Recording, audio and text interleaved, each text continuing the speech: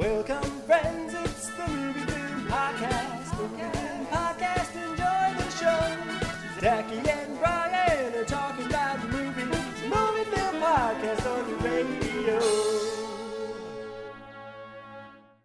Welcome to Movie Film. This is episode 173, brought to you by Mr. Boy Productions. My name is Zachy Hassan, and I'm here with Brian Hall.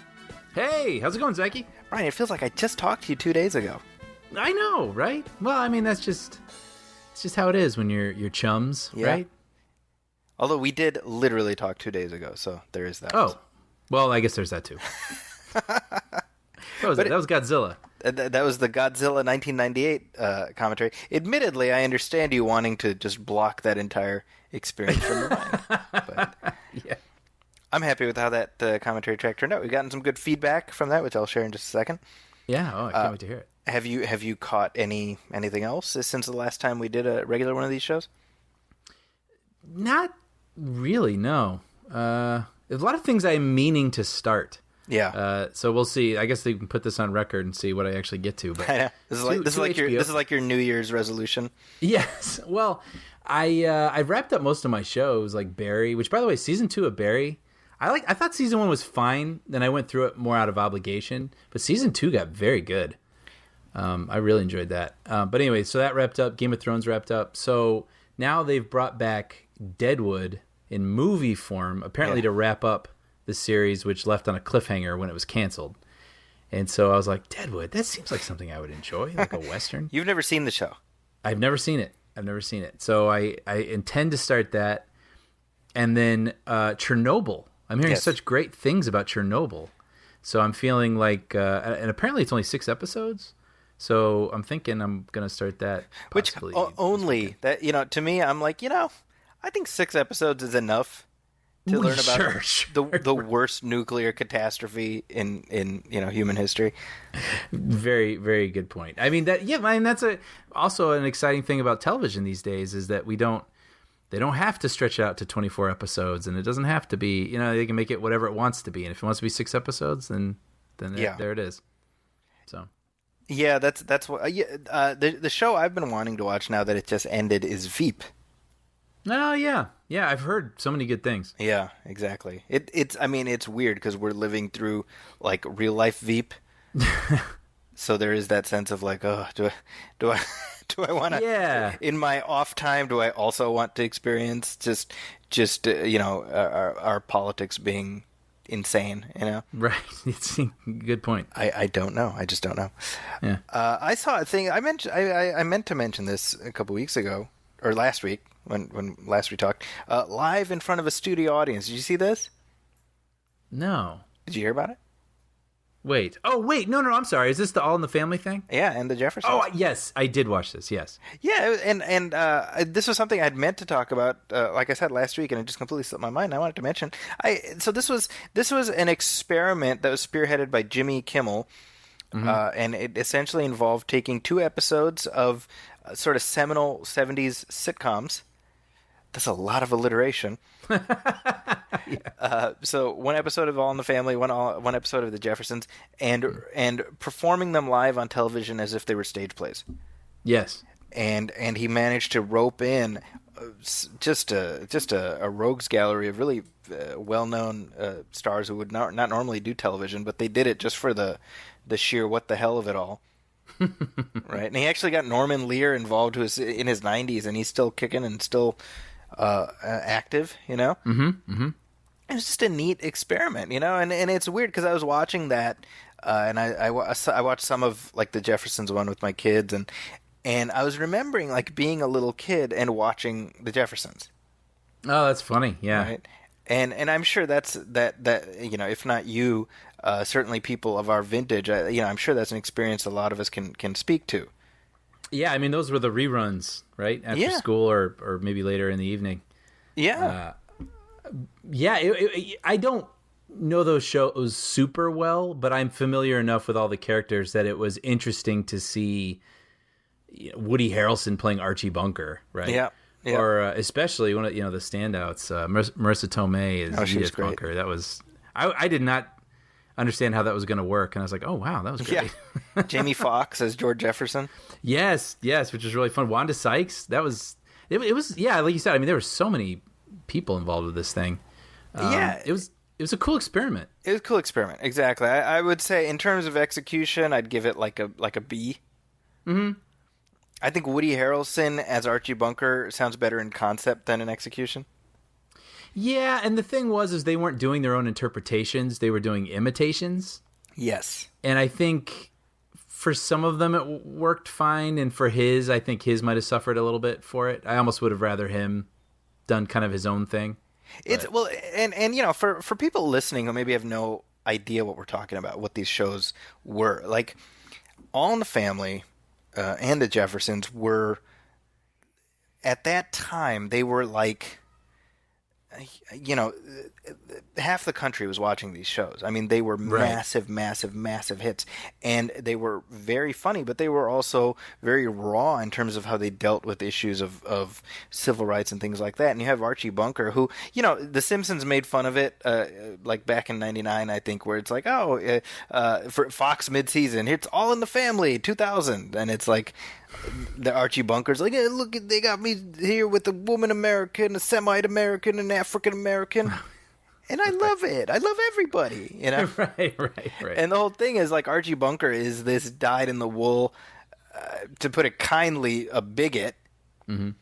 and yet the show made him lovable while still condemning his beliefs. I mean, it's a real kind of a balancing act. Yeah. And then I haven't seen it in years and years, and it's somewhat jarring actually watching it on TV in 2019. Yeah, and I mean, in the 70s, I mean, you had not just, you know, things like the Jeffersons and All in the Family. There was like Sanford and Son and stuff. You know, I mean, Chico and the Man. It was really this golden age for sitcoms that were very funny, but were also very socially conscious. Mm-hmm. Interesting time, you know. So I applaud that Jimmy Kimmel, you know, sort of leveraged whatever clout he's accrued after this many years as ABC to sort of get this thing in motion and make it happen, you know. Yeah. I feel like I had read about it, but it wasn't really on my radar, and I don't even know if I would have checked it out. But a friend of mine went to the rehearsal taping. No way. Wow. The night before, and they were immediately raving about it. And saying it was something I had to check out. So that's why I tuned in. And I was glad I did, and I hope it's something they do again. I think it would be really fun to even do something like Three's Company. Yeah. You know, or just to see, I don't know, just kind of revisit these old scripts that are still enjoyable. I mean, I found myself laughing still especially at the Jeffersons one. There was a funny bit at the end of the All in the Family one where Jamie Foxx broke. Oh, yeah. He screwed up, and he basically just hung a lampshade on it, and he's like, it's live TV, y'all, or whatever. Yeah. And you can see the people in the back trying to hold it in. It's very funny. Yeah. So I think you can still watch it on Hulu or whatever, and I would recommend it. I think again, yeah, I like it when we see stuff like this, when a network is willing to just kind of roll the dice on something kooky. Yeah. And see how it goes, you know? Yeah. Certainly for me, you know, after I watched, because they reenacted the pilot episode of The Jeffersons, and I was like, man, I want to watch Jeffersons again. And I've started going through the old series on Amazon Prime. Yeah. It's fun, man. It's a good show. Nice. It just reminds me of my childhood. I mean, that song, you know? Right. It's like ingrained in me. So that was fun. And as I mentioned the other day, we did record our Godzilla commentary track, which... Mm-hmm. I think you and I both ended up having a more complimentary attitude about that film than either of us expected necessarily. I totally agreed, and I even mentioned that to someone, a friend of mine, and they like scoffed at me. I was like, "Well, why don't you go revisit it?" Yeah, record your own commentary track, Chucko. So the track dropped 2 days ago, folks. I do hope you check it out. I had a lot of fun recording it, and I certainly Brian and I had a lot of laughs while we were talking through it. So that's always a good time. And we've already gotten some feedback on this. And the cool thing for me, whenever we drop a show, is when we get feedback like within moments I know, it's crazy. So we dropped this. What was it like a day ago, basically, and like I said, within half an hour, 45 minutes, we got here's Tom McClellan on Twitter. He says, "Dude, loving this commentary, having so much nostalgia with some of the stuff you brought up, the Hanna-Barbera cartoon, the teaser, the hype. Come with me, so much stuff I had forgotten. I was 10 when this came out and loved it. Now though, yeesh." And this is Carlos DM, who also on Twitter, he says, "Man, I am loving this one. I had a ton of nostalgia with your discussions about the air surrounding the lead-up and release of this movie. I fell hook, line, and sinker for the hype." And that is kind of the story of this movie. Yeah, the hype. I think you started that conversation during it, but I mean, that's probably what mostly this movie is remembered for.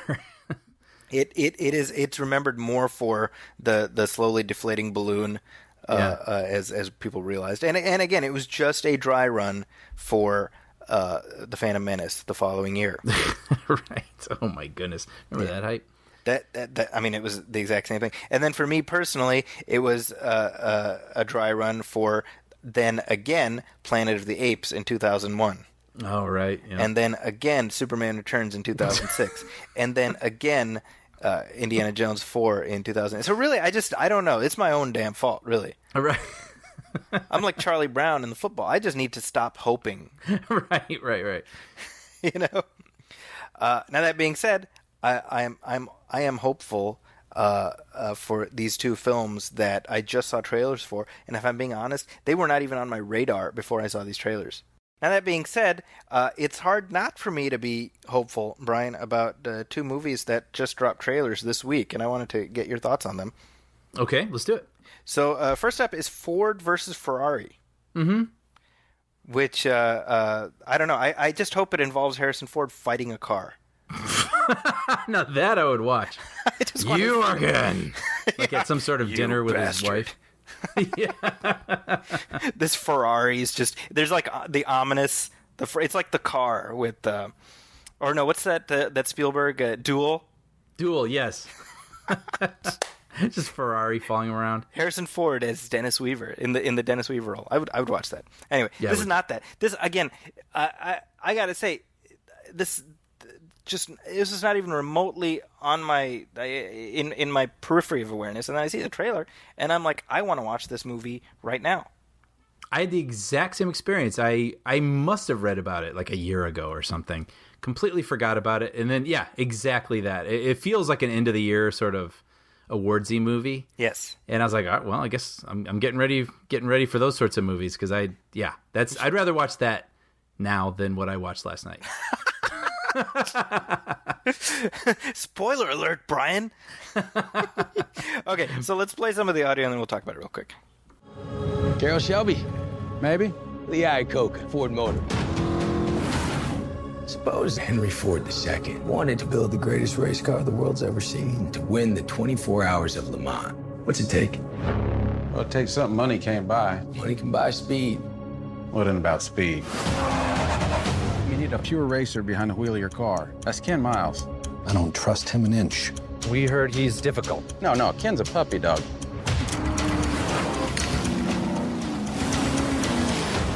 No. Whatever it is, Shell, no. Trust me.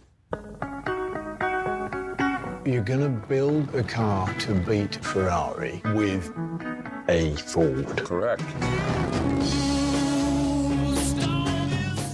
Okay, so Ford versus Ferrari. This is directed by James Mangold. He of Logan and The Wolverine and Kate and Leopold fame. Did he do 310 to Yuma also? He did 310 to Yuma, but I choose to mention Kate and Leopold. Yeah, right. Oh, yeah. No, I know. Damn it. He also did, of course, Walk the Line. So this has been like a passion project for him, and it's a Disney release by way of 20th Century Fox. Oh, 20th weird. Century Fox released by way of Disney. Either way, it's part of that. Yeah. It's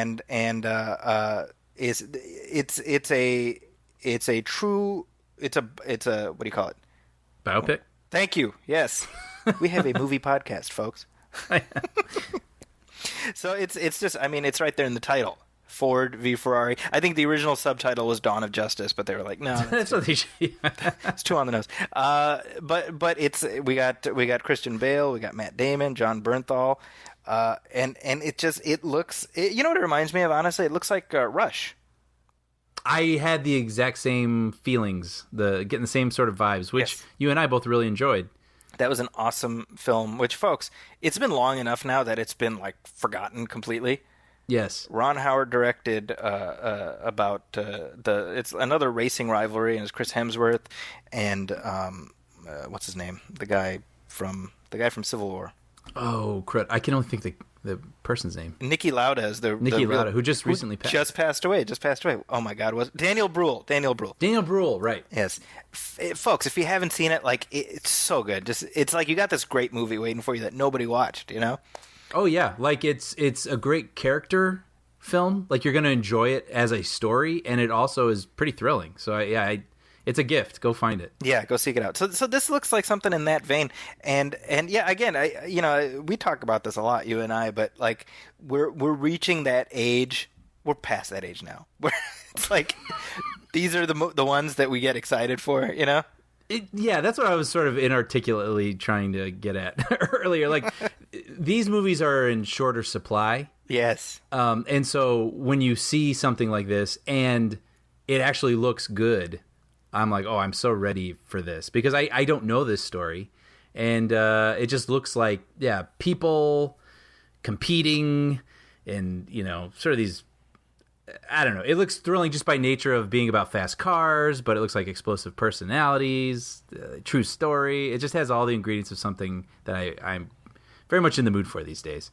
What's funny to me is that the title outside the U.S. is Le Mans 66. In reference to the race, the Le Mans. The race. Oh, sure. And I'm just like, I love that in America we have the Ford versus Ferrari. Like... you wonder if they did actually have Dawn of Justice at the end of it, and then the last second someone was like, no, with like a red China marker, and like it's like the dry erase. They just erase that. Yeah. But this one will be coming out in November, and That feels right. I'm excited to check it out. Yeah, same here. And then our other trailer for today is called Ad Astra, which I kid you not, I did not even know this movie existed until I saw the trailer. I didn't either, and apparently it was supposed to come out last year. I had no idea. Yeah, it got pushed for effects. They just thought they could do better, and so they waited. And I was like, oh, that's cool. Well, I'm glad that they're doing that, obviously. So this is directed by James Gray, who did Lost City of Z, Which I did not see. You? I would recommend that. I feel like I remember that. Okay. It's that's a good movie. That's another one that not that many people watch, but that's another like real kind of pleasant surprise. Okay, I'm right. I'm literally writing it down right now. Yeah, check that one out. Charlie Hunnam, actually Robert Pattinson. That was when I saw that. I'll tell you, I saw Robert Pattinson in that. And that was when I was like, this guy's a pretty good actor. Ah, nice. Yeah. So let's play some of the audio of this real quick. Major, we have some highly classified information. What can you tell us about the Lima project? Its objective was to search for advanced extraterrestrial life. The ship disappeared approximately 16 years into the mission. And the commander was? He was my father, sir. This might come as quite a shock to you. Your father was experimenting with a highly classified material that could threaten our entire solar system. All life would be destroyed. We're counting on you to find out what's happening out there. Okay, so I gotta be honest. I watched the trailer, and I was like, you know what? I'm not gonna read anything else about this. Like I'm like I don't want to read the Wikipedia thing. I don't want to know anything else about it because I feel like this is gonna be one of those movies that's best just sort of experienced. I agree. I read, you go on these movie blogs and they'll do the trailer, but they feel the need to write like a whole paragraph of words, their opinion on it or something, which normally is fine. But sometimes this one in particular, they said, yeah, this looks a bit stock, but we'll see. And I was like, oh, okay. So I had that in my head before I watched it. And then I watched it. I was like, what are you talking about? I was like, this looks really good. It looks interstellar-y. Interstellary, it looks like they're hiding something huge from us, Clearly, which is yeah. appealing to me. I mean, basically you have, Brad Pitt's father is played by Tommy Lee Jones, who went into space, and it seems like they lost him for a time, and now they may have made contact, and there could be some sort of sinister element to it. But it doesn't look like some sort of science fiction / horror-y movie. It looks, yeah. Here's my theory, Brian. Yes. That this is actually a stealth sequel to the movie Space Cowboys, which ends with Tommy Lee Jones lost in space. Does it really? It does, yeah. I've never seen it. I mean, technically he's that's dead. incredible. He's dead, or is he? I like that. Yeah. I mean, it's the trailer's. It's just funny. Tommy Lee Jones is one of those guys you see him, you're like, oh, that's Tommy Lee Jones. Like, hey, y'all, I'm in space. Right, Come get me. Come get me. Wow, that might be my favorite of your impersonations. Hey, Tommy Lee Jones in space. Come That's get me. basically it. He's perpetually annoyed. That's my Tommy Lee Jones. I know. Yeah, it's funny you talk about like how just the internet content generating culture has really just become a giant shit stick. Wait, what do you mean? Earlier today, I was on the Twitter machine, otherwise known as my phone, and I see there's an article at Jezebel, which admittedly nobody's going to accuse Jezebel of being the New York Times, but they have an article entitled "Actors Who Are Bad at Acting." Okay. Right, okay. Yeah. And they say this is a list of actors who are not really good actors, contrary to what you might think. These are people who make you stop and wonder, are they good? And then this author proceeds to just list names. Brie Larson, Jennifer Lawrence, Michael B. Jordan, Nicolas Cage, John Travolta, Kristen Stewart. And I mean, this is like the Corey hotline. Right. Chloe Grace Moretz, Emma Watson, Anthony Mackie. And I'm just like, somebody got paid, and it goes on. Wow. No context, no clips. Not to say you should do that either, because you're just being shitty for no reason, right? Yeah. But like, you know what I mean? Mark Wahlberg, Kevin Costner, and I'm like, this is peak, like trying to hit word count, It's funny. You're reminding me of something I hadn't thought about in a while. But after the Super Bowl, I remember having this feeling a couple months ago. During the Super Bowl, they showed a teaser trailer for the Netflix Martin Scorsese movie, The Irishman. Yes. Right? And it's been sort of notoriously keeps getting pushed back, I think because they're working on visual effects and whatnot. And I'm like, great, whatever. Yeah. But they want to let people know it's coming later in this year. So they had this teaser that was essentially just a bullet casing falling down screen. I think it had all the names, and you heard them talking. And then the casing falls, and it says like The Irishman, Martin Scorsese, coming this fall or something. And then I was listening to this podcast, and this guy was just railing on the trailer, just like, come on, like like it was someone had just robbed something from his family, or you know what I mean? Like just he was like almost seething about it, and I was like, dude, who cares? like they're not done. They don't have footage. Like, who cares? Yeah, I don't know. And so that to me, I hear this kind of outrage all the time, and I've gotten, I guess, a little used to it. But every now and then, something like that just feels way out of ratio with something you should actually be upset about pops. Right. And you're like, man, people are really angry about everything. About everything. Yeah. Yeah. So our point here, everybody, just relax. Yeah. Have a Slurpee, and Wait, what would Tommy Lee Jones say? Hey, come on, y'all, calm down. I think that might be my new favorite impersonation. Come on now. We all need a dose of TLJ apathy. Yes. I think we'll be better off in life, Yeah. Anyway, let's take a little break, and then we have some headlines and Star Wars news, and then we'll talk about the big release for this week, which admittedly Brian may have given away the game, at least as far as his reaction goes. But we'll see. We'll game it out.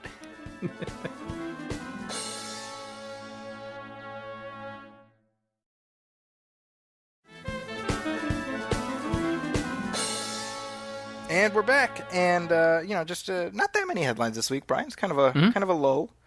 Yeah, that's okay. That's fine with me. But housekeeping, last time we recorded, it was a question mark over who was in fact going to become the Batman in the film entitled, as far as we know, The Batman. Mm-hmm. And it is going to be the Pattinson. Patman. Pattinson. Pattinson. How have I not seen that written anywhere yet? That's great. I think Battinson. CC that, or copy, or TM, or... Well, we didn't come up with Battinson. That's like already out there in the... Oh, I liked the Patman. Patman, yeah. But it is official, and it's interesting because I was reading. I don't know if you read. There was a piece up, I think, on Variety earlier this week that it all happened very quickly. Yeah, that was kind of a interesting read. As I was reading that, I was like, how did they put this together? Like, who was talking to them about this? Yeah, people are clearly talking on the low. Yeah. About everything that went on, but little tidbits out of that piece were that Matt Reeves at no point seriously considered it being Ben Affleck. Basically, his when he came in, his intention was to make a film, and this is how they've described it. It's about a 30-something Batman who is not just starting out, but he's not the jaded, cynical Lord of Gotham. He's kind of still feeling his getting his footing. Yep. But that it's kind of Batman in his prime. Mm-hmm. Which, first of all, that all sounds awesome. Yeah, same. But it, again, and not to beat a dead horse, but it makes you say, well, then what were they thinking with Batfleck? I think that whole period, and I'm not even saying anything about the quality of the films, but just that whole period feels very under thought. Yes. Yeah. I think the goal, I think Zack Snyder wanted to do his take on the Dark Knight Returns comic book, which is about a jaded older Bruce Wayne, and you can't build a universe out of that. So it's interesting to note that as soon as Matt Reeves was hired, you might remember this, Affleck tweeted a thing like, "Hey, Matt Reeves, welcome to the Batcave, looking forward to work with you," or something like that, and that was all just bullshit. No. Because they were already, and not in a mean way or whatever, but I mean, they were already negotiating Affleck's exit. Right. So it's all this like smoke and mirrors, Right, keeping up appearances. Exactly. So that's a thing. I said this last time. I'll say it now. You know what? If he's good enough for Matt Reeves, he's good enough for me. Yeah, I'm on the same page. I'm like I said last time. I mean, this feels very different, and it feels very character driven. In terms of the way they've described their take on this Batman, and then also it seems with the actor they've chosen, and so I'm like, cool. Like, I like that there are different, like, they shouldn't all the Batman films shouldn't feel the same. I like that there's a Burton era, even though I'm not a big fan of that Schumacher era. That's a thing, then you got the Nolan on the ground heat sort of Batman, and then you've got these a little darker, grimmer, like you said, Dark Knight Returns sort of things. Great. Like, and now we're going to do this thing, which feels a little more, like noir, literary-ish sort of, like character driven. That's great. And then after that, they should do something different. Do something different. Again. You figure they'll get, I mean, how old is Pattinson? Like 33, something like that? Maybe. So you figure you get about 10 years out of him, however many he ends up doing. Yeah, did I read that somewhere also that they're doing a trilogy? Like, it's already a planned trilogy? I mean, not like that would be that surprising. Yeah, I was about to say. I mean, obviously that's the assumption going in. Yeah. And this, repeating what I said last week, I think one of the fundamental, let's not say problems, not necessarily problems, just one of the fundamental truths about playing Batman is nobody really gets to take ownership of the part.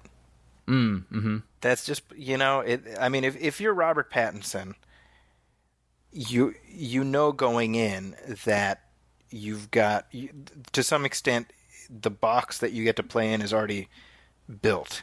Mm-hmm. And you get to do something different in the midst of that. And hopefully, not to say he's just doing it for the paycheck, but let's be real. What the best thing he's going to get out of this is it's going to drive up his quote. Mm-hmm. Sure. That sounds very cynical, and I'm not meaning to sound that way. But no. But also, I mean, if you really do think about this as a business, I mean, I think about this all the time. If you're some sort of, not even just like a character actor, but some sort of like award caliber actor, of course you want to get in one of these superhero movies because that's a steady, not only a paycheck, but I mean, it's residuals. I mean, these movies are going to air all the time. They're going to be, you know, on all these box sets all the time. Like it's a steady stream of income. So it's just the world we're living in. And it's also, Brian, it's who you work with. I mean, again, Matt Reeves. Well, yes, in this case, sure. You know, I mean, he's going to bring a lot of cachet. It's like if you know, saying like what we're seeing with Dune, where like everyone and their brother is signing up because Denis Villeneuve is like, hey, come be in this movie. Oh, of course, right? Certain Whereas, directors, yeah, I mean, with another filmmaker and you ask them being Dune, it's like, I don't know. Yeah, yeah, exactly. Yeah, you know, so this thing is meant to start shooting in 2020, and then it's going to come out in 2021, I believe. Okay, I think that's right? Cool. I can't wait. It's I definitely, when you think about it, like it's been when did the Dark Knight Rises come out? 2012. Wow. Right. So it's been it's been a long time since we've had just a straight Batman movie. I mean, I think there is an appetite for it. Yeah. And I think there will be more of an appetite by the time this thing finally rolls around. Yeah, exactly. Yeah, you know, by the time it gets here. So here's an interesting thing. Actually, we were just talking about the Batman. Here's another DC thing. I thought you might find this of note, Brian. Did you know there's a Swamp Thing TV series? I did, but mostly through stories about its production or troubled things surrounding it. Yes, so this is a series that was produced for the DC Universe streaming app, which I'm willing to wager most people have not even heard of. I kind of forgot about it, if I'm being honest. It's funny because they've had this Titans show, F Batman, the series. Yes, yeah, that's right. And then they have this other show which is actually really good. It's called Doom Patrol. And is that with Brendan Fraser? With Brendan Fraser, who has been kind of the face of the show. He makes the promo rounds, and he has to tell people it's on the DC Universe streaming app, and you know, people are like, "What the hell is that?" Right? So you have this Swamp Thing TV series, which is executive produced by James Wan, and it was originally supposed to be 13-episode first season, and then very suddenly, about 2 months ago, Warner Brothers is told, or rather, Warner Brothers tells the production people it's going to be 10 episodes instead, and the 10th episode will be positioned as a finale. And that was a weird thing because Virginia Madsen, who was on the show, she tweeted and then deleted where she was like pissed off at them. She's like, "This is a great show. You guys what are you doing?" And then she had to delete that. Right. So there's been drama surrounding the show for a while. Yeah, I'd heard that. Yeah. So the first episode dropped like earlier this week, like 2 days ago, and then today it's announced, the show's canceled.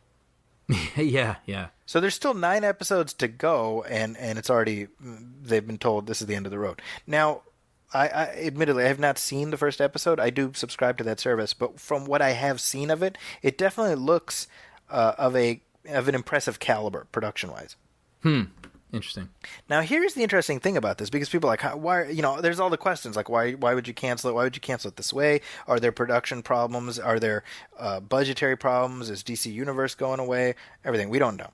We do know that Time Warner is now owned by AT&T, and so they're checking the dollar signs and whatnot. But here's what we find out is that Swamp Thing was being produced under a tax credit. Right. So it was being filmed in I want to say North Carolina, I think. In North Carolina, right? So which is all taking advantage of the bayou and the bog and all that stuff. So they were under so the budget for the season was $80 million, of which they were told $40 million would be covered by state tax credits. Okay, quite a deal. That's amazing, right? So in other words, half of your budget is already paid for. Turns out some guy in the tax office or whatever forgot to carry the 2 or something, because it was not $40 million, it was $14 million. Yeah. Right? So actually, it might be some guy in the office, or it might be some person on the phone who heard 40 when the person said 14, right? Either way, that's a sizable difference. That feels like a very plausible mistake, doesn't it? It really does. A very stupid one, but 40 versus 14, right? Yeah. Especially if the person saying it has an accent. Yeah. You know? Anyway, so as a result, the whole show is canceled. Yeah. Which sucks for everybody involved, and it sucks because it sure feels like this was a quality product. On the other hand, here's logical, Zachy. I'm like, well, what are you thinking spending $80 million or even budgeting that much, tax credit or not, on a cult character Right. for a TV show that airs on a streaming platform that most people haven't even heard of, much less subscribe to? Yeah, sure. Are you out of your mind? You know? Yeah. That's nuts. I wonder how that works. I wonder if some of these shows get sold off to other, territories around the world, and they have some sort of math where they have it figured out. Well, as far as I know that Titans outside of the U.S. is available on Netflix. Oh, okay. See, yeah. I don't know if that's the case for Doom Patrol, or presumably for Swamp Thing. But the problem. That's a ridiculous amount of money. Yeah, I agree with you. That's like that's more than the budget for the Joker movie. Right. That's coming up. So that's a weird situation. It's a shame because I think that character of Swamp Thing is due for like a serious, moody take, because obviously there has not been that up to this point. Mm-hmm. That's weird. But I don't know. If I were to make a prediction, I think that this DC Universe app is probably not long for this Earth. What else is on it? I mean, is it... you have the original things, but what else? I mean, does it have the Batman movies on it? Well, they rotate in and out. So you know the Batman films, you'll get them sometimes, you won't get them other times. Mm-hmm. Which is a weird thing to me, because if you are the DC Universe app, then your one selling point is we are the home for all DC content. Why wouldn't you just have that stuff there always? Yeah, you would think. And available, right? But they do have like every episode of Lois and Clark, every episode of Superboy, the 1990 Flash, all the animated stuff, Yeah.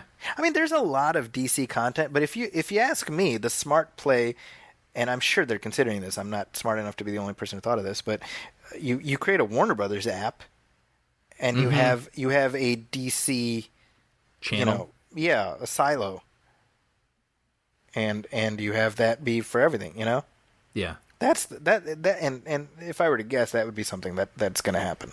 Yeah, down the line, probably. Anyway, so Swamp Thing, R.I.P. We hardly knew ye. Yeah, truly. Here's one franchise that apparently there is not as much of an appetite for, which is not hugely surprising to me. It is the movie we talked about last week, Godzilla, King of the Monsters, which underperformed relative to expectations. Again, not a huge surprise here. I mean, this is, to be honest, this is not for nothing, Brian, but I remember 5 years ago when Godzilla the first came out, I said something very similar. I said, is there an audience for another one after this? Mm-hmm. And I think what we saw is that there is a ceiling for how much of an audience there is for these types of movies. Yeah, and maybe with the last one, there's a lot of hype because we hadn't had one in so long, right? So, but if you start releasing a bunch of these, then you're going to have the faithful coming out, but you might not have as many of the curious. Yes. So projections were something in the $50 million range for the opening weekend. They were saying like 55. It actually opened less than that. By the end of its opening weekend, it had made $47 million. So this is Thursday night previews through Sunday. 47 million. So the original, I mean, the 2014 one opened to 90 plus million. Oh, wow. Right. So that was substantial. Yeah. And the what do you call it? The 98 one opened to like 55 million. So this one made substantially less than the 1998 one opened to 21 years ago, because when you factor in inflation, 55 million gets you closer to 100. Yeah, yeah. I don't know. I wonder. Yeah, well, I guess that's what I'm kind of noticing. I've noticed how split people are on it. Yes. And it seems the people who are fans of Godzilla have ended up enjoying it. That's my sense too, yeah. And people who just aren't connected we're sort of like me, like, meh. Yeah. Yeah. Yeah, it's, I mean, you know what you're getting, right? From the title to a large extent. The one thought I have is if you're the people making these movies, you're glad that Godzilla vs. Kong has already been filmed. Sure, yeah. So, I mean, they can't do a Justice League on this one, you know? Yeah, how did the Kong Skull Island do? That did okay, right? Kong Skull Island did very well, especially because it opened relatively low and then it overperformed the rest of its opening weekend. Okay. So by the end of its opening weekend, it was a hit and it legged it out. So Kong Skull Island, I mean, and Kong Skull Island has played in terms of word of mouth. Like it's continued to be very popular. And I suspect, by the way, the same thing will happen with Godzilla, with this one eventually.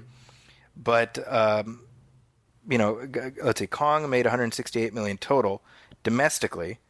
So that's still less than the budget, which was $185 million. But when you factor in international, about $400 million internationally, it made almost $600 million worldwide. Wow. Right? So Godzilla, I don't know. I don't see Godzilla making it to even Kong Skull Island numbers. No. I wonder, though, pairing them up in the next one, if that'll... it feels different enough, right? I think it does. I think people will turn up. Yeah. And even if it doesn't, like here's my thought. Like, let's say there's basically enough gas in the tank for this next movie. And that's it for this MonsterVerse, right? Mm-hmm. It's fine with me. Yeah, sure. I mean, you know what I mean? Like, so far I've liked each of these, and hey, that's not a bad thing to go out on. Do I feel like watching like Rodan or Mothra? Not particularly, no. You know? Sure. And that's the look. I mean, if you're Legendary, if you're Warner Brothers, you're looking at that and very clearly like, well, the market the market for these types of movies is shrinking, and you can't make it cheaply. Yeah, I was gonna say, shrink your budget a little bit. I mean, how do you do that unless you get a guy in a Godzilla suit? You know? Right. Sure. Yeah. You know, I mean, the Toho movies have done well because they don't cost that much. You know, if you're going to spend, I mean, the Godzilla 2 cost $170 million. You know, I mean, they'll make that back internationally, but it's the domestic number I'm looking at. Sure. Yeah. I mean, it again, that's a huge drop from the first movie to the second one, and I think part of that is that 5-year gap. Yeah, man, I can't believe it was 5 years ago. 5 years, it's crazy. But yeah, I don't know. I think that, and then also just maybe for normies like me, I was like, I saw that. You know what I mean? Like, why? What makes me feel like I need to come back? Yeah, I think you're right. I mean, I'm again the appeal for me with the sequel was really getting to experience it with my kids. Mm-hmm. That's what made it fun. Yeah, you know, I think if you're a kid, it's right up your alley. But yeah, I don't know. I have a feeling Godzilla versus Kong. That's going to be it. Yeah. Well, curious. I like the Kong Skull Island. So again, that there's this sort of a curiosity factor for me. If it was just another Godzilla movie in March, I'd be like, no, I did it. I saw it. Yeah. But this, let's see how this plays out. I think change the combinations. I think if they want people to take it more seriously and treat it more like Oscar bait, I think they should have Godzilla driving a Ford and Kong driving a Ferrari. That, and I'm not even kidding, I would absolutely be there for opening weekend. Opening weekend. Actually, that sounds like the Mario Kart movie. He got like Bowser and Donkey Kong and just throwing an Italian plumber. Skull Island for some reason, yeah. Anywho, so real quick, let's talk some Star Wars news. Yeah. So not a lot of Star Wars news this week. No. Yeah. We had, what was the big thing? The last thing was like the Vanity Fair. Yeah, and then we talked about Galaxy's Edge. Oh yeah, of course. Yeah, man, I'm still waiting for first-hand accounts from that. I'm very curious. Well, we're seeing a few from people who've attended, and it seems like it is everything that has been promised. Mm-hmm. I wonder how long the novelty of that will last, though. I'm curious. I don't know. I mean, I wondered that with Avatar Land, right? Sure. At Disney World. But as much as my interest in Avatar has its limits, I think the real world spectacle of whatever that is, regardless of the property it evokes, is the draw. Because I've heard people that go there just are absolutely floored by it. Yeah. So, I imagine with Star Wars Land as well. I think the rides and the otherworldliness of it. Well, I mean, Star Wars isn't going anywhere. Right? Well, I don't know, Brian. Yeah. I mean, yes. In terms of maybe, I just feel like at the movies, it's getting more and more difficult to create new Star Wars people care about. But I think the base love for Star Wars. And if you're going to Disneyland and that thing is available, I think that's probably safe for a long time. I think you're right. That makes sense. Yeah. But regardless, we got the Rise of Skywalker coming, and it's like half a year away now. Yeah, crazy. Weird. It's one of those things too. I mean, along with what we were just saying, like I am looking forward to it, but I'm not crossing off days on the calendar. Yes. But maybe that's good. Maybe that'll help. Well, if the early part of our discussion today has taught us anything, it's hope is not always a great thing when you have a movie you're anticipating. But hope. I love that. One of the lessons of today's episode is hope may not always be a good thing. Yeah, give up hope, all ye who enter. No, but this is kind of normally we don't do like random speculation on this show. Mm-hmm. However, I just thought that this was something that crossed my radar earlier today, and I wanted to get your thoughts on this. Where the whole question has been, what is the Skywalker referencing when we say the Rise of Skywalker? And there's been speculation that it's like the new faction. Instead of Jedi or Sith, we have Skywalker, things like that. And somebody, admittedly, this is like from the bowels of Reddit, so take it for what it is. But the suggestion, which makes sense to me, that it's a reference to Anakin Skywalker. The Rise of Skywalker. It could be. I mean, you have a character who's obsessed with imitating this character, and I've wondered, is he ever going to hear from him and have Anakin go like, stop it? Excuse me, my nephew, or my grandson, where the hell you are. But also, I was thinking about, oh my gosh, this is so embarrassing. I was thinking about this the other day. Not making this up. I was thinking about this. At the end of Revenge of the Sith, who is it? Someone tells Obi-Wan, who is it? Oh, Yoda. He tells Obi-Wan Kenobi that, there's someone from your past who learned the key to immortality. And he's like, Qui-Gon Jinn? Yeah. So that's how we get Force ghosts, presumably, right? Yes. But we don't know that. Oh, you know what? Oh, this is all a waste of time. I was going to say, we don't know that Anakin never learned that ability. But of course we do, because he's at the end of Return of the Jedi. Because we've seen Return of the Jedi. Okay, guys, that's 3 minutes of your lives you can't have back. I apologize. It's been a long day. You're like, but wait a minute. Did we actually see Luke get his hand cut off? Yes. Did we actually hear Vader tell him he's his father? Yes, that happened literally after that other thing you just mentioned. Oh, that's right. You're just like sitting there waiting for me to walk myself through. Yeah. Things I remember better than my 18th birthday. Yeah. Okay, anywho. Yes. So Anakin, I think this makes for an interesting theory. That's my point. And so I just wanted to put this little conversation on wax so that we can check back in 6 months and see if we just look like a couple of assholes, right? But or me, I guess, because you're doing a good job of that. I want to join this. I want to be a part of that. But that actually makes sense to me because the trailer reveals that the Emperor is back. Yes. Right? Now, that's a huge thing to drop unless you got something even bigger in your back pocket. Yeah, because it can't be that simple. Yes. So, to me, and plus, if you notice, Hayden Christensen has been a lot more active in, out and about when it comes to Star Wars stuff. That's interesting. He was at Celebration not this year, but the year previous, right? The year before, right? Yep. And Hayden Christensen, by the way, still looks pretty youthful. You know, like he could play Anakin still. You know, Sure. and I don't know. I like the idea of potentially JJ redeeming not Anakin but Hayden Christensen. I'm into that. I'm Right? into that. So I don't know. I don't know what the context would be, but there's some. You say this is the wrap up of all 9 movies. That's what he's been saying again and again. Well, what better way to do that than to bring Anakin back? And it turns out this whole thing has been this entire thing is his story somehow. And it seems to be. I mean, Lucas would tell you that this is Darth Vader's story. Yes.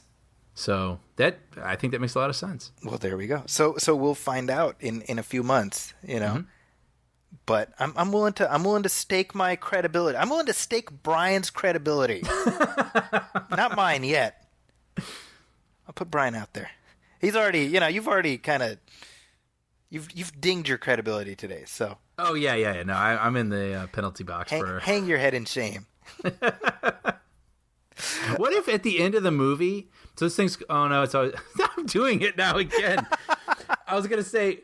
I feel like I saw some movie, and I don't remember what it was, where they didn't say what the title was till the end, and it was sort of like they changed what the title was based on what we had just seen in the film.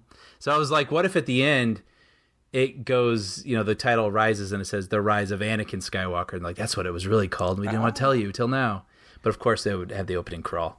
Yes, guys, I was up at 6 a.m. this morning, and and he's on mic with us right now. So let's be nice. Come on, what is a movie that's done that though? I feel like that is a thing that's happened. Isn't it? I know I'm thinking of something very specific, and I cannot remember what it was. Well, I don't know if this is what you're thinking of, but the movie John Carter does that. Oh, that is it. That is what I was thinking. That's what you're thinking. Yeah, because it ends. John Carter of Mars. John Carter of Mars at the end. Yes. Okay. Well, there we go. Thank you, Zachy. All right. Well, Brian needs to take a drink of water. So yes, let's take a short break, and then we'll be back to talk about Dark Phoenix. And Brian clearly has some thoughts about Dark Phoenix.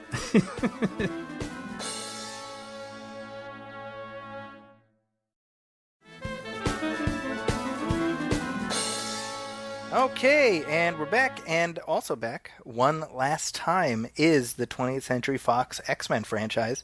The final installment is Dark Phoenix, and it is hitting theaters like literally right now as we are recording this. Brian and I have both seen early screenings of it, and I have thoughts. I know Brian has thoughts. I know Brian. Have thoughts. Brian, you took the lead on Godzilla. I was wondering if you wouldn't mind if I took the lead on this one. Oh no, please. So Dark Phoenix, this is X-Men number 10, if you don't include the Deadpool movies. Is that it? It feels like more. No, yeah, because Deadpool 1 and 2 would be 12. Huh, okay. I love how we're like 10 movies, is that it? I know. That's how spoiled we are because of the MCU. Yeah. I mean, and that's the thing, right? I want to talk about this movie in context of everything that came before it. Because I truly feel like, for those of you listening, that's almost the best way to view this. Yes. And sort of be able to grade it on a bit of a curve. Because the X-Men films started in 2000, right? So they arrived at a point when superhero movies were not just, everywhere you look.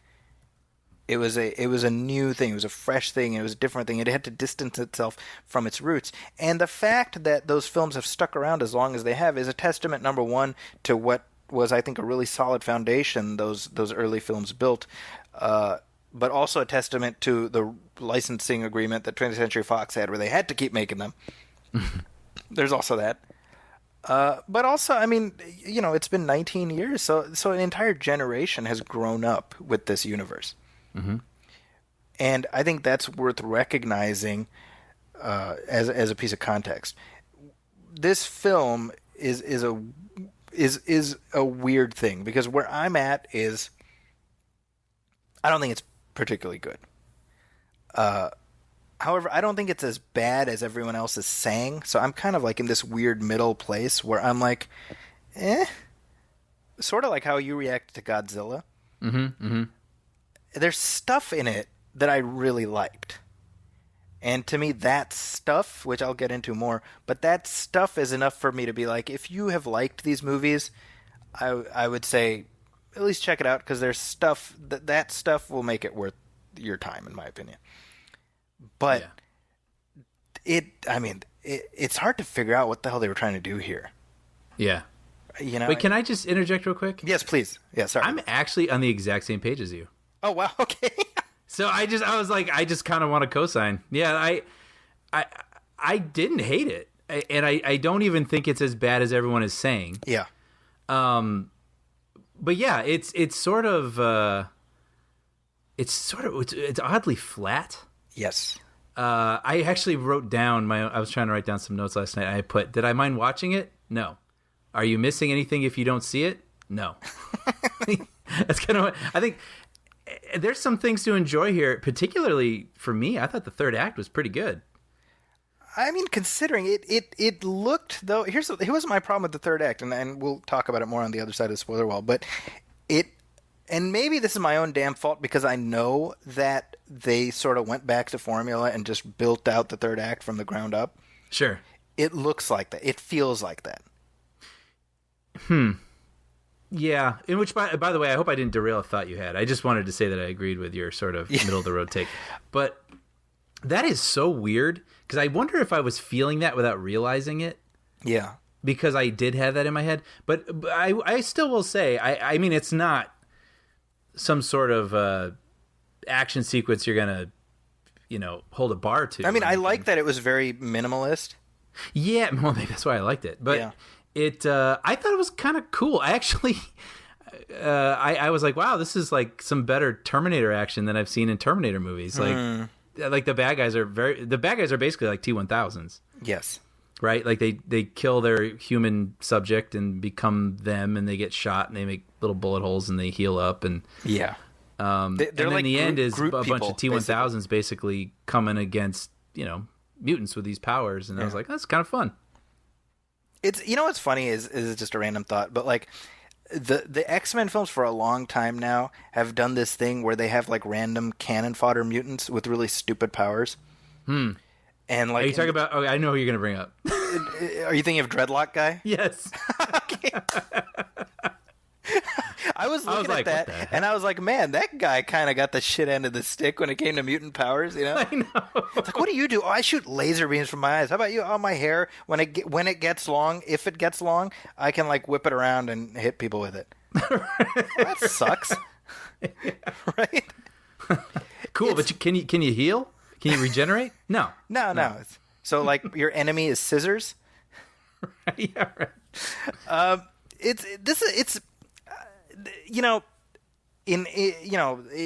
Internet culture has made everything either the best ever or the worst ever. Yeah. And if ever there was middle of the road, it is this movie, because going back to the stuff that I liked. First of all, Michael Fassbender. Yeah. That guy. I mean, he's effortless. He in every single one of these movies, he brings it. Mm-hmm. And Agreed. he gets some real great moments in here. He just has this intensity.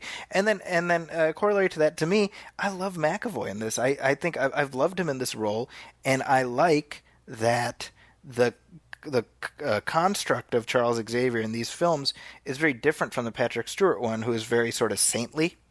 Yeah. This Professor X is kind of an asshole. Uh-huh. I wrote that down, that he's not literally an antagonist, but he's kind of the bad guy in this movie. Yeah. I mean, I found that interesting, and I wasn't prepared for that. I was like, oh, this is what we're doing. Okay. Yes. I appreciated that, and I think McAvoy has the goods to really imbue the character with some depth. And there's a great piece where towards maybe 2/3 of the way through the movie, he meets Eric, and he's like, "Hello, old friend," and Eric's like, "Don't give me that old friend shit." Yeah, right. I was like, I like that, because it's playing on what's been a thing throughout these films, going all the way back to the beginning. Yes, and they've done some really interesting stuff with that. That the scene here more than the third act thing with the train. the action sequence I really liked was as you have these different factions trying to get into this apartment building.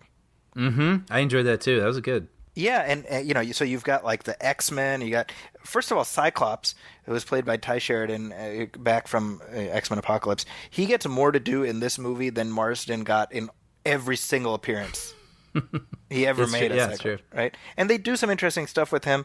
You got Storm and Nightcrawler, whatever. The problem to me, honestly, is all of the X-Men characters are pretty generic in this. Yeah. None of them really, you know, they're all kind of...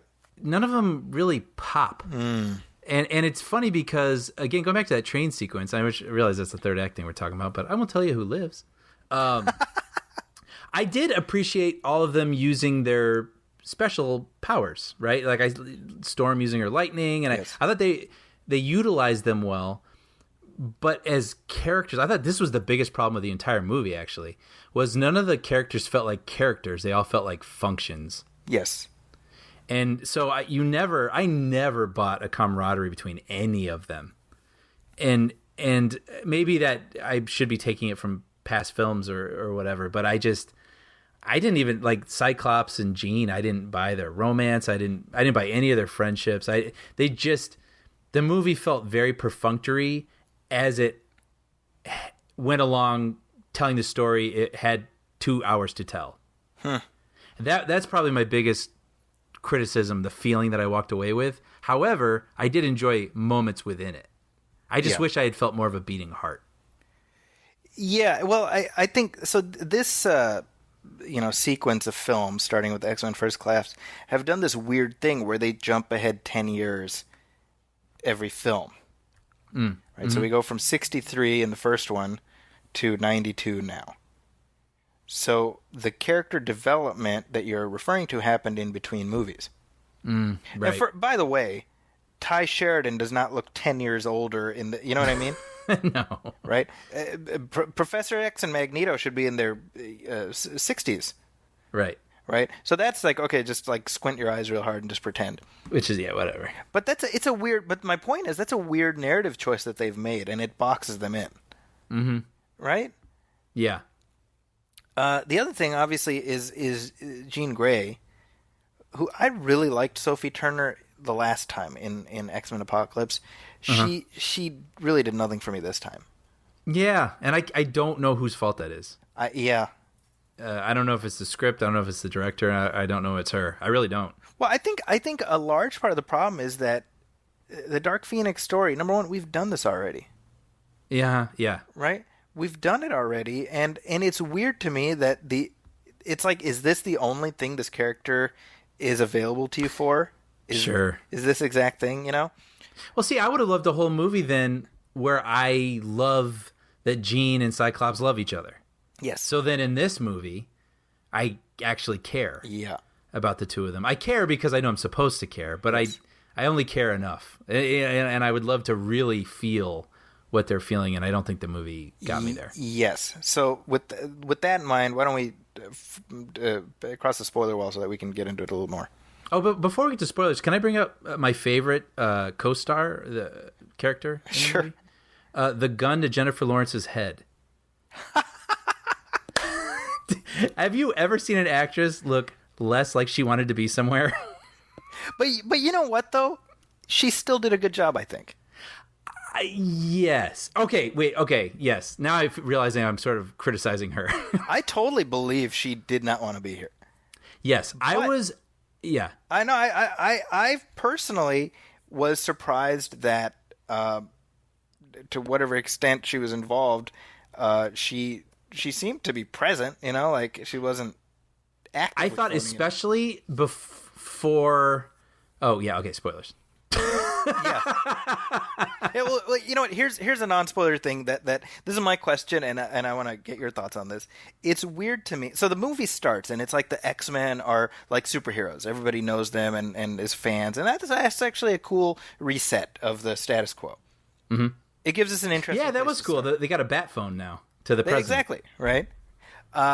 But so here's Mystique, Jennifer Lawrence. She's out there in public, and Beast too. Actually, they're out in public, and it's like, oh look, it's Beast, it's Mystique. And then when they're back in the X Mansion, Mystique like changes her form to look like Jennifer Lawrence. Yeah.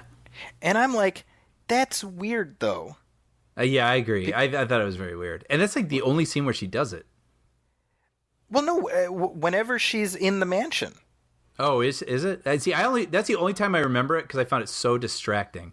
It was weird, right? Because to me, it's like if you're around, it's like wearing sweatpants in the house. Yes, yeah, right. Right? Because it's effort for her to maintain that facade, even Beast, right? Yeah, and that's like a little thing, but it was just, I mean, it's one of those things where it doesn't make any sense because if the message is be yourself, then obviously exactly. The only thing that makes it make sense is Jennifer Lawrence was like, F all of that. Yeah, real world stuff. Yeah, you know? She's like, I'll do it. But no blue stuff. And her makeup, by the way, was remarkably different in this film. I thought it was cool. She had these like weird like freckles and stuff. I thought they put a lot of work into it. She looked much better in this one than Mystique has in any of the other ones. Yeah. I went through over the past 2 weeks and watched all the X-Men's. Yeah. So it's noticeable how different Mystique looks. Do we want to talk spoilers? Yeah, let's do it. Spoilers. So I feel like they got Jennifer Lawrence to be in this movie the same way they got Harrison Ford to be in Star Wars The Force Awakens. Where they're like, don't worry, you won't be back for any more. Yeah. Harrison Ford's like, so I get stabbed in the chest, and then I fall in the reactor, and then the reactor blows up, and then the planet blows up. Yeah. All right. Yeah. There's no ghosts. There's no clones. There's no, Yeah. That's J-Law in this. Now that being said, as a dramatic moment, I thought it worked. I don't know. I don't know. It just didn't for me. I don't know. I can't explain it. Like that whole sequence, I just didn't feel any tension. I think the problem is Simon Kinberg is just like not the guy, man. He directed this. Yeah. I was thinking that actually during a lot of the action. And I was thinking of people like Edgar Wright, which I know he's a little hyper stylized, but you know, just people that are like it's like choreography.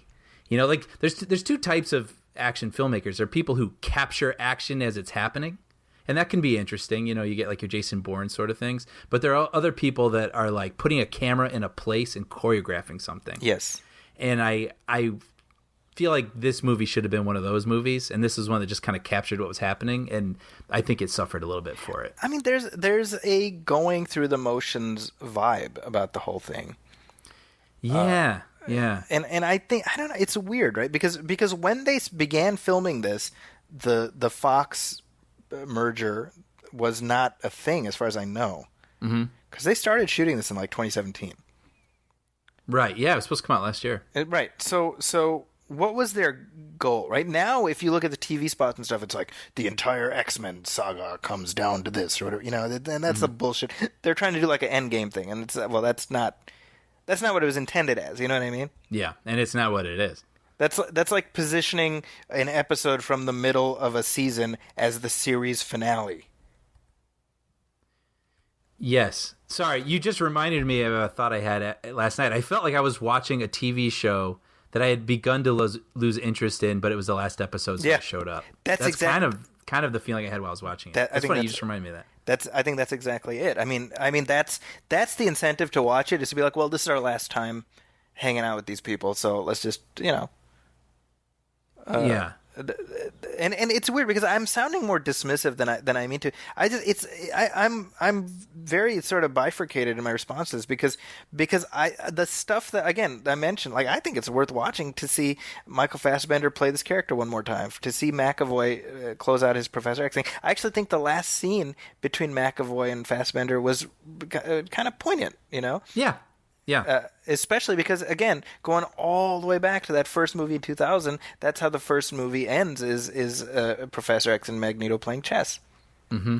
I like the idea that these two characters who are ideologically opposed remain friends. I think that's interesting. However, here's the problem. The entire Dark Phoenix of it all is a bunch of nonsense. I mean, none of it makes sense. Okay. Yeah, go on. Think about this, okay? So the movie starts with Jean. She's a little kid, and she accidentally she causes a car accident. Her mother dies, whatever. Yeah, I was having Shazam flashbacks. Yeah, it started just like that, and so we're supposed to be like, okay, so her mutant power is dangerous, but her mutant power is not connected to the Phoenix thing. That's the weird thing that she encounters in space. Mm-hmm. Okay, which she sucks into herself to protect the X-Men, and then it changes her. Mm-hmm. Okay, but what is that thing? What is that, right? See, it'd be like, here's my point. It'd be one thing if the movie is like, oh, that's a solar flare, and it just activated this, like, secondary mutation. Mm-hmm. Sure. Right? Which is, by the way, in essence, what the previous time they did this, which is when X-Men The Last Stand, that's kind of what it's saying, is that she, like, what that film says, and I'm not a huge fan of that film, but what that film says is that her subsumed darker side, Professor Xavier called that the Phoenix, and he locked it away. Mm-hmm. This movie does this other thing where she's possessed by this space entity, right? Mm-hmm. But what is it? What is that thing? We don't know, right? But and that would be one thing if it's like, okay, well, it's just a thing and you just got to roll with it. But no, that's like a central thing of the plot because Jessica Chastain and the Groot people are like, we want this thing. Yes. Okay, who are they? Right. What is this thing going to give them? Well, right. Yeah, because it's the thing that is making its way through the universe and destroyed their planet, so they are without a home, and now they want it to harness it to do something. Yeah.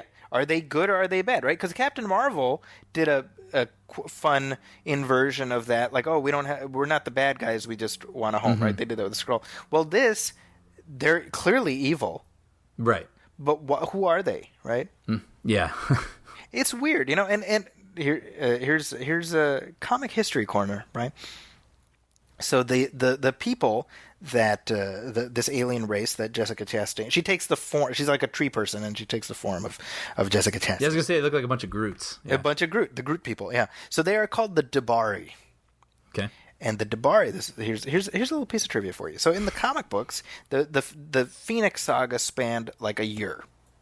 Okay. It starts with Jean becoming the Phoenix, so her power gets elevated, and then gradually she realizes how powerful she is. She's her power is growing exponentially, and then she is manipulated by a guy named Mastermind, who's part of the Hellfire Club, and essentially he turns her inside out emotionally, and she becomes evil. She becomes the Phoenix, mm-hmm. right? And so she goes into space. And she swallows up. She needs to feed, so she swallows up a star, and the star goes nova. Star goes nova. So, as written, that was just like she swallows the star. Star goes nova. But when it was drawn, a guy named John Byrne drew it. He drew a populated planet, being swallowed up in that nova. So, and the planet was populated by the Dabari. And it's just this one panel. So now we go from Phoenix has destroyed a star to Phoenix has committed genocide. Wow. And so editorially, that was not the story Chris Claremont had written, and Chris Claremont's plan was to end the story with Jean essentially getting a psychic lobotomy so her powers are taken away. Mm-hmm. But the editor-in-chief of Marvel, a guy named Jim Shooter, was like, she just wiped out a planet. She has to be punished. And that was how, in the comic books, Jean Grey died the first time. Yeah. And so now that's just become a thing because the movies keep going back to that well. Mm-hmm. Because, again, they did it in The Last Stand and they did it here. But it's weird how perfunctory it feels here because you're taking away all that buildup. For at least with X2 and X-Men The Last Stand, they alluded to it at the end of that movie, and then they paid that off a little bit. And that was still too little runway. Mm-hmm. Here it's like one movie. Right. And here's the weird thing, because again, I just rewatched X-Men Apocalypse. I'm fairly certain you forgot about that movie the instant you finished watching it. Yes, that's correct. That movie, X-Men Apocalypse, ends with Jean, like she uses her psychic powers to help Professor X, and it's in the form of like the Phoenix. So the plan, like one movie ago, was to have it be something internal, and then one movie later they stopped giving a crap. I don't know. The internal continuity is just crackers. It doesn't. it doesn't mean anything. Well, two things. One, I do remember something from Apocalypse, and that is Oscar Isaac grabbing a television and saying "learning." Yes, that's. Do you remember that? That was Oscar's Oscar clip. I love that. And then I thought I read in some of the retooling that happened with this movie, part of that involved the effects around her Phoenix form. Mm-hmm. And I wonder if they changed some of that. You know, like maybe whatever they had seeded in the previous film, they abandoned, because I had read that the third act originally took place in space. In space, yeah. And then they changed their mind. Now it's on a train. And now the opening of the movie is in space. So maybe they wanted to do that instead, right? And have her swallow intergalactic goo. And then, you know what I mean? Like maybe that was sort of something they changed on the fly already in production. I mean, it feels like if you were going to make it different, go nuts. Go all in on the space ending, especially if you've already shot it. Mm-hmm. It's weird to me to have a space-based concept and make it so down to earth, because it sort of takes away what makes it different, because the problem here is you're forcing a comparison with X-Men The Last Stand, which again is not a particularly good movie, but if I'm being honest, the way it handled the Jean Grey Phoenix stuff, I think was better than this. And here's another thing, the other thought I had is, you can't help but feel, or maybe I won't speak for you, I couldn't help but feel a Hugh Jackman-sized hole in this entire movie. Yeah. You know? No, for sure. Sure. And that's nobody's fault. It's certainly not the fault of any of the cast here, but the problem is Hugh Jackman has left such an outsized impact on these films. Mm-hmm. And especially because, again, the Last Stand, and by the way, Simon Kinberg gave this interview. And he was like, I didn't want to bring Hugh Jackman back in here, even though we wanted to pay homage to the Jean Logan love story, but just the age difference between him and Sophie Turner would have been weird. And I'm like, Hugh Jackman would not have come back if you gave him all the money. He was entirely done. You're acting like it was, we didn't bother. It's like, please, he was done. He's done, right? But like in The Last Stand, you have, I don't know if you remember that movie, but it ends with Wolverine killing Jean, right? Yeah, I do remember that. Yeah, and it's total bollocks compared to the comic, but as a moment in itself and within the film, it's very effective. Mm-hmm.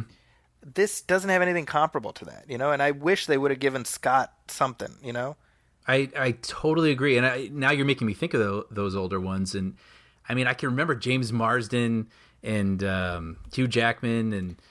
Jean and like their sort of triangle and their interplay, and some of it's fun, and then some of it actually is they're really mad at each other, and the you're a dick thing. Yeah, exactly. There's none of that. Yeah, it's a shame. Richness or texture to any of this movie. I'll tell you what this felt like to me, and this might be a weird analogy, but it felt like The Office after Michael Scott left. Yeah. Dude, I'm not kidding. You're reminding me of everything because I'm so tired right now. I literally thought that last night.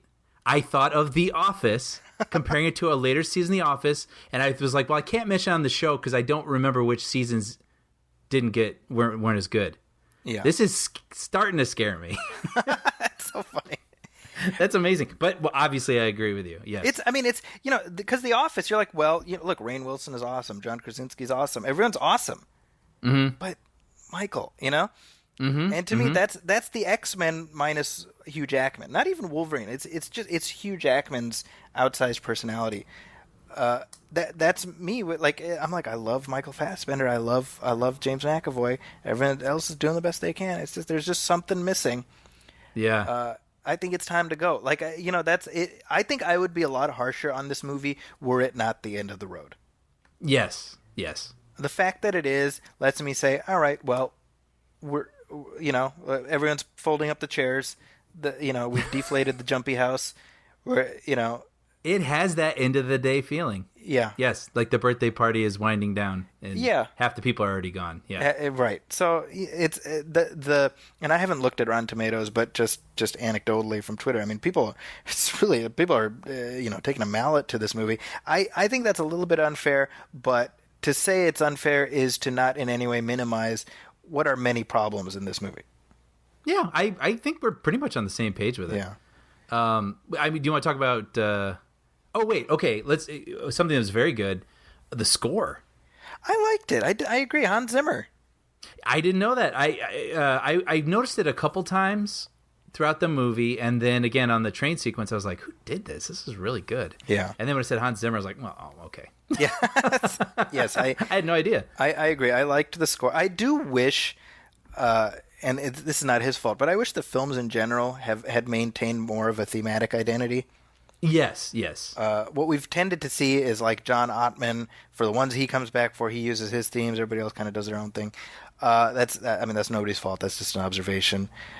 At the end of X-Men, this is the other thing I thought, is Days of Future Past, like with the benefit of hindsight, that should have been the end. Like that is a perfect finale. It is. You know? Yep. For both generations.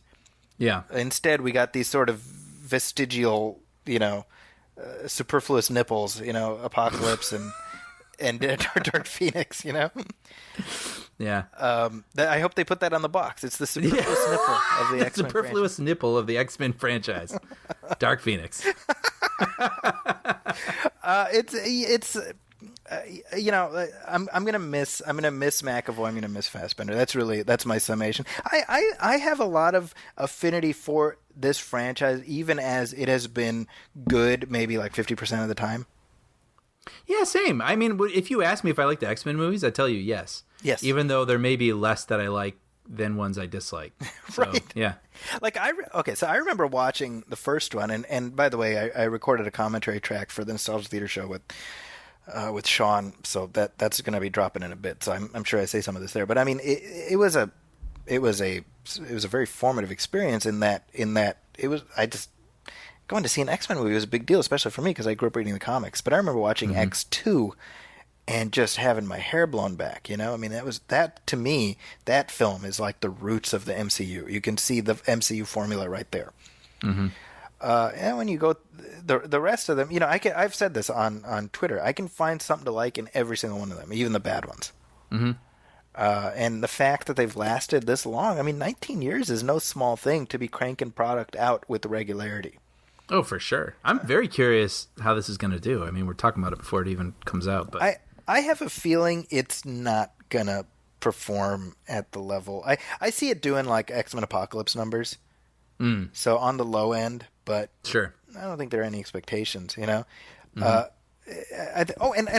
wanted to mention Nicholas Hoult. Oh, yeah. I've liked him in these movies. And I liked what this movie gave him to do. In that there's this wedge driven between him and Charles. Yes. That, again, this goes to sort of some of the interesting choices where you position Xavier in a much more, and not so much a villain, but douchey way. Yeah. He's not everything he's doing is, perfect. When normally if you had asked me if Charles would always make the right decision from my limited knowledge, I'm like, yeah, of course. Charles Xavier. Right. But in this one, he's making decisions that are a little selfish and and in all whether honesty, he realizes it or not. Exactly, and I do, he has that arc of realization by the end. But the fact that within that arc they gave Beast, I think, some interesting stuff to do. I appreciated that. And Xavier, by the way, worth mentioning, his portrayal in this as being kind of borderline douchey is far truer to the comics. Oh, interesting. Because that's the story of Charles Xavier in the books, is he does stupid stuff, and then the X-Men end up paying the price. In a very early issue written by Stan Lee, he has this thought bubble where he's basically pining for Jean Grey. Oh, interesting. Which is not at all creepy. Right? I mean, I only really know them from the movies, so that's I had no idea. There's an issue where. So the way it worked in the comics is that Stan Lee would dictate a plot to whoever the artist was. Mm-hmm. So he'd be like, in this case it was Jack Kirby. So he'd be like, "Hey Jack, so listen up, true believer. And in this one, the X-Men fight an angry mailman. Figure it out." And he would be like, "That's it." And then Jack Kirby would go away, and he'd just kind of come up with shit to fill 20 pages. And then he'd give those pages back to Stan Lee, and Stan Lee would dialogue whatever the artist drew. Wow. Right? So you would have, oftentimes you'd have this weird dissonance between what you're seeing and what's being said. You know, that's fascinating. It really is. So, for example, like I remember there's like an issue of Captain America where it's like the origin of the Red Skull, right? Mm-hmm. And it'll be like here, like you see the panel, and it's like somebody hands the Red Skull a gun, and he shoots at somebody, and you're like, oh, he just killed that guy. But if you read the dialogue, it's like, look, he shot the button off of his lapel, you know? Yeah. And you're like, that's a weird thing, you know? So, like, right. That's the type of Stan Lee would do. So here's a panel where it's like Jean Grey standing next to Professor X, and he's like lighting a pipe, and I'm fairly certain that this was not even remotely on Jack Kirby's mind, but you know, Jean Grey is like, Professor, are you okay? Or something like that. And his like thought bubble is like, of course I'm okay. How can I not be okay when all I care about is you, the woman I love, or something like that. And you're like, ew. Right? You're like, what? It's like so, and the comics themselves like had to go back decades later and like try to retcon that out so it wasn't as horribly creepy as it comes off.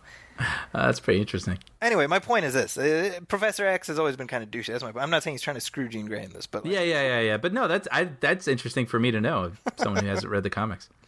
So the arc that they gave him, I thought was interesting, and I think when you call. Oh, by the way, I don't know about you. I was expecting either Michael Caine or Christian Bale to be seated at that French diner. Dude, I was just gonna say, was that the thing from Inception? Actually, where the streets are blowing up? I think so. It looked like it. Yeah, okay. Yeah, I was thinking The Dark Knight. Like, I was just like, is that the place where superhero sagas end? Right. Like, yes. If you just pan over, there's Michael Caine looking at Christian Bale. If you pan over a little here, there's like somebody else. Like, all in their own separate... Yeah. Like not seeing each other, but ending their stories all over the place. All these different stories are ending at the same time. It'd be funny because it's Hans Zimmer, and you have like the X-Men music, and then if you pan over slightly, it turns into like the Dark Knight music. Yeah. But with like not like a great graceful transition, like an awkward crossfade. Yeah, exactly. Jumping awkwardly into another story. Exactly. Yeah. Anyways, sorry. That was a tangent. I think it would have been funny. I agree. But yeah, so as far as what I think about this movie, I think that if you've watched all of them, yeah, you're gonna watch this one. Mm-hmm. You know, I'm ready for whatever Marvel is gonna be doing with it. Yeah, I'm curious. Oh wait, real quick before we do wrap up, what'd you think of Jessica Chastain? Oh my gosh! Well, that tells you everything, right? That. I just forgot to even mention her. This movie did her dirty. I mean, she was... Yes, that's what I would say. She was extremely superfluous.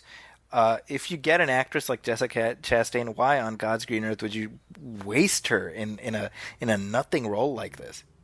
I see. That's the point of view I'm looking at it as, because you could say that she wasn't good. I'm like, no, I think she was giving it her all. She was Jessica Chastain. Yeah, I was kind of impressed. She was saying some pretty ridiculous things. Yes. With an entirely straight face. and really trying to do something. So when I was watching her, I was kind of admiring her being like, hey, I showed up to do this. This is what I'm going to do. Yeah. In my opinion, and actually, before even finishing that thought, the decision to change the third act, I wonder if that had a follow-on effect of eliminating a lot of her character development. Yeah, maybe we'd learn she'd have some sort of exposition speech. Yeah. Or something. Because what McAvoy has said in an interview, he's like, the third act was a certain way, and then it ended up being extremely similar to another superhero movie. Mm-hmm. And so they changed it. Yeah. And I'm wondering... The only thing I can think of is like Captain Marvel, which has like the space-based third act with spaceships getting destroyed and stuff like that. So maybe they didn't want to do that again. Yeah, you know, I don't know.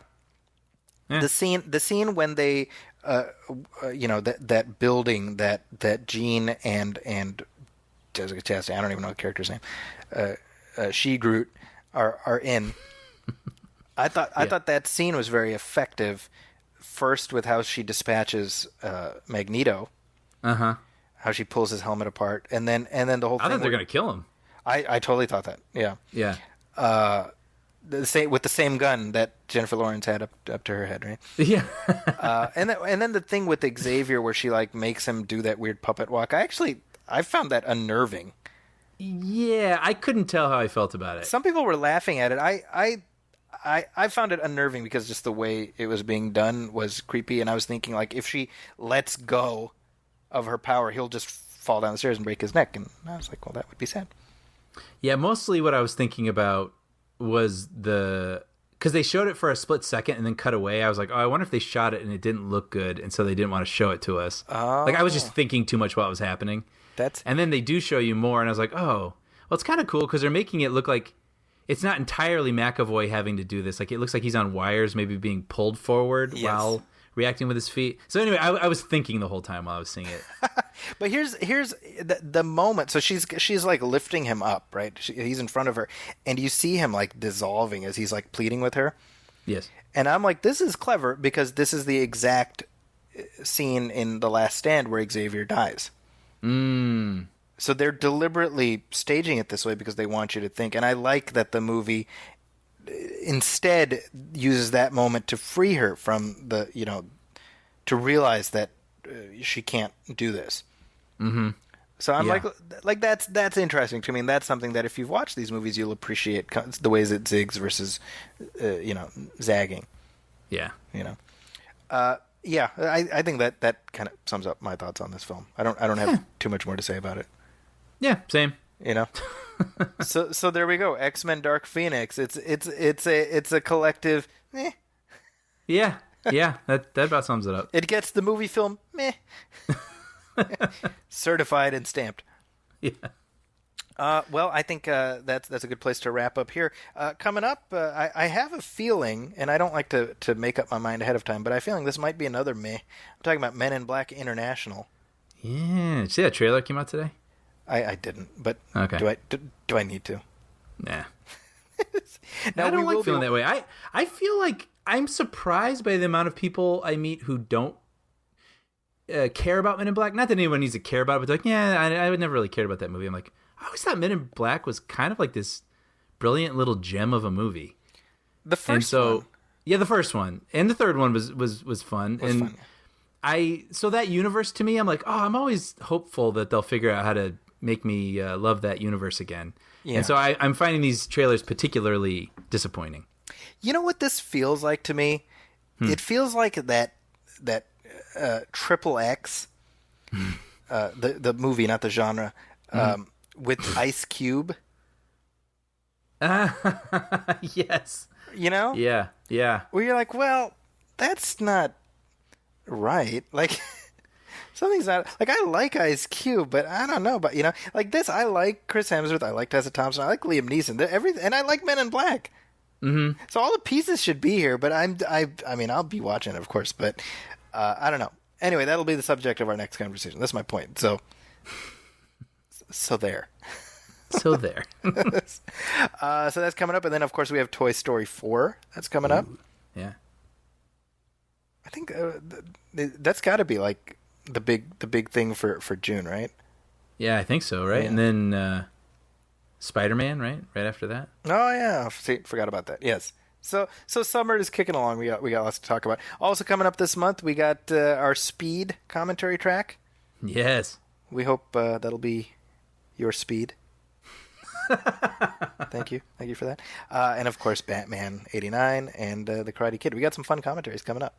Yeah, those will not be chores. They will not. Yeah, and they are not 2 hours and 20 minutes. So that's no, thank God. Yes.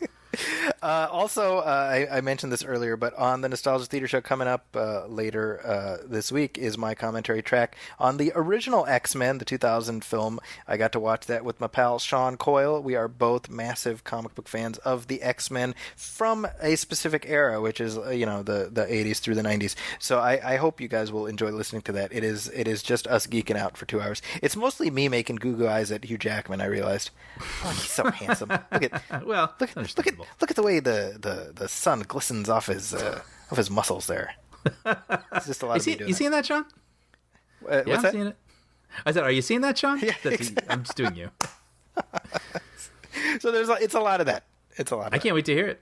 Yeah, that'll be fun. So listen for that, like I said, in a couple days.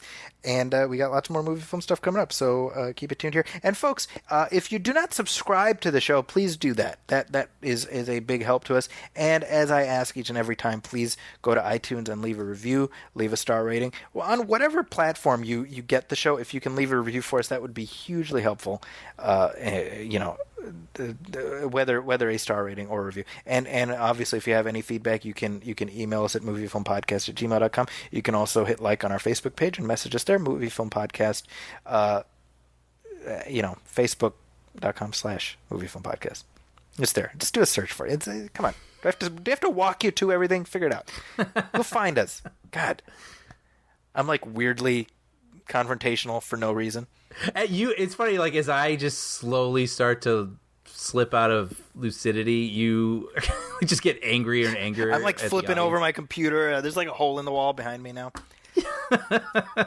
Also, go to my website, Zackie'sCorner.com, if you want to see what I have going on there. Latest reviews are for Godzilla and Aladdin and John Wick, and coming up will be my Dark Phoenix review, so you can listen to that. By the time you're listening to this, you'll be able to read my full thoughts, which will be probably a lot of regurgitation of what I said here. So. I kind of can't wait to see it all written out. I'm very curious how you are, normally. It all. I'm thinking normally I do my review first and then I do my chat with you.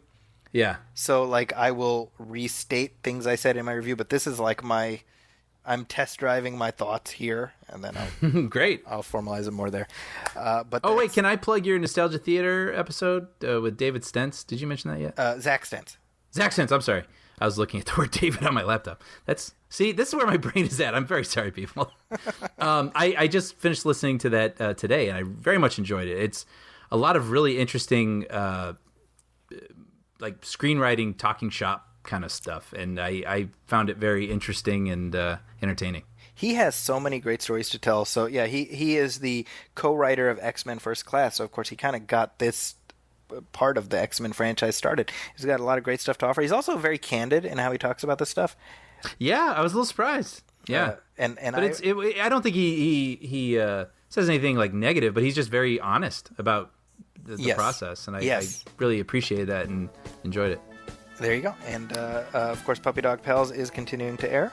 Mm-hmm. If you want to see what Brian's been up to, Disney and Disney Junior. There you go. And with that, I will wrap up this episode, but we'll be back soon. So thanks, everybody, for listening. We'll catch you next time. Welcome, friends. It's the Movie Film Podcast. Movie Film Podcast. Enjoy the show. Zachy and